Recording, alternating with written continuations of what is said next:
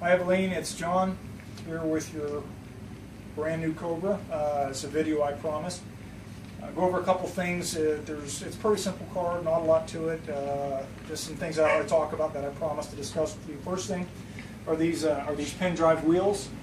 Now behind them are just regular lug nuts you're going to see like on any car, and this wheel slides on and it's got this pin drive adapter. This is what's holding the wheel on, and it just spins off to take the wheel off.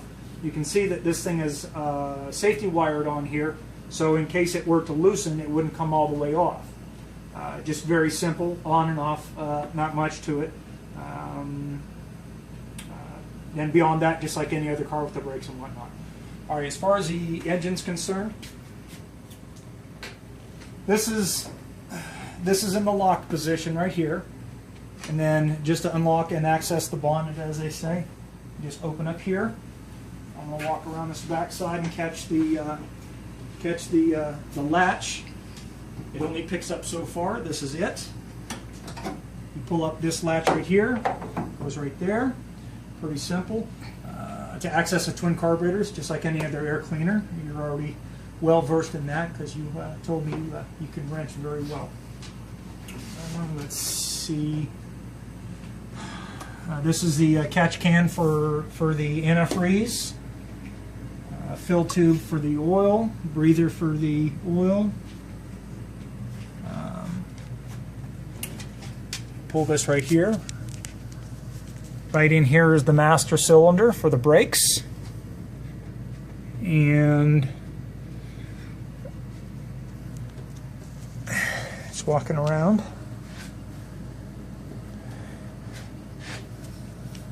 Hand this back to my lovely assistant, my wife, Karina. Okay. And that's it. And then the oil dipstick is on that side right there. Closing this back up.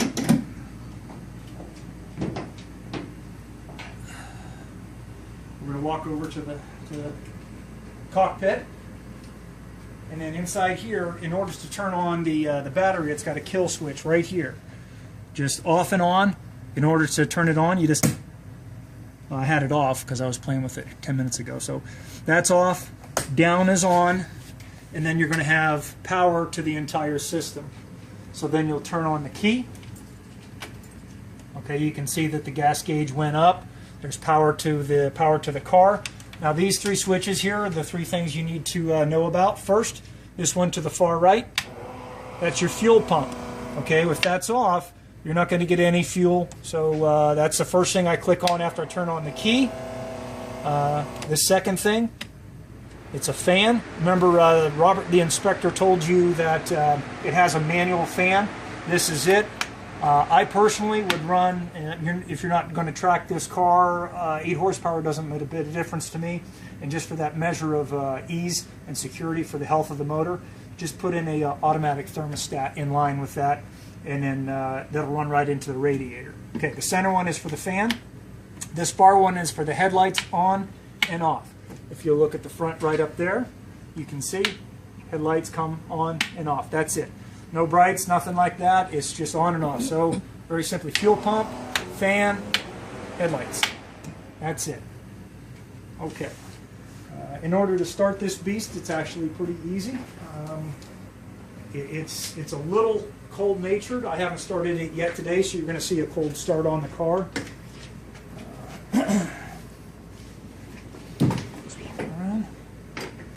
Okay, so I've got the kill switch on. I've got the key ignition on. I then turn on the fuel pump, depress the clutch, pump the gas, fires right up. You gotta kind of bump it a little bit. And I hold a high idle for a few seconds, let it warm up, just like any old carbureted muscle car. It doesn't have a choke on there. It's a twin 390 carburetor. And then after after a few minutes, it'll be nice and warm and idle right up. Okay, so I'll run you through the gauges real quick. Okay, fuel, your reverse winding speedometer, the tach,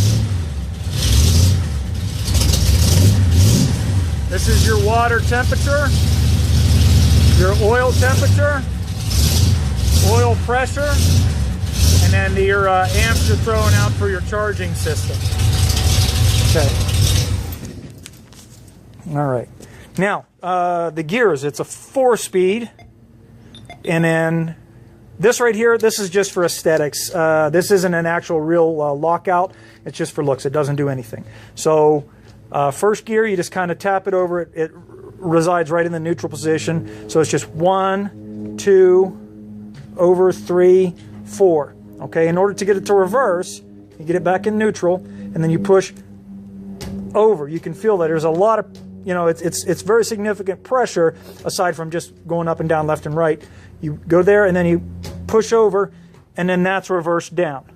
Okay? And then I'll just go right back in.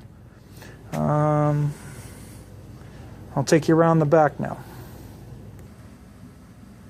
Okay, one thing you want to be very careful, especially with the kiddos, your boys and whatnot, and even yourself, are these side pipes.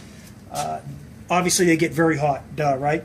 So whenever you're climbing in and out of the car, ingressing and egressing, I just open the door, I step into it. It's got really nice deep foot boxes, and then I just kind of step over that and then right down in. It's pretty easy. And when you get back out, always be mindful. Remind the kids, this thing is hot. It will take skin off the body. So you just come up and just step right on out. Pretty easy. The kids won't think about it. Obviously you will, and I just want to make sure that they're safe. Okay, so we're going to walk around the back. In order to access the trunk, you just twist to the left, and this has got a locking mechanism here. You just push that in. All right, there we go, and then it stays open. Fuel pressure, that's all automatic. Your fuel pump, your fuel cell, and then just your filler nozzle right here, going to your tube. Okay. Battery's off to the side here. Right off to that side right there. Just your 3 quick release quarter turn fasteners. Alright. Now to fill the fuel, just simply pop it open and then goes right in there. Now be careful when you're filling this up. You have to go pretty slow because otherwise it'll just come right back up. It's not a, it doesn't fill very fast. I think this is I think it's a 15-gallon fuel cell. So I usually, what I'll do is I'll turn on the key, I'll watch the fuel gauge, and I'm filling this up.